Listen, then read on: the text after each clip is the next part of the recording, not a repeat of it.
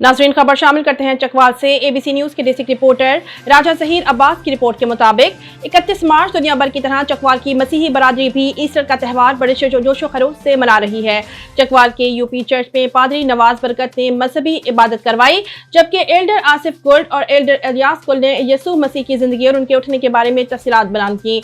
DBO Chakwal captain retired वाहिद महबूद की जानिब से सिक्योरिटी के फुल प्रूफ इंतजाम किए गए।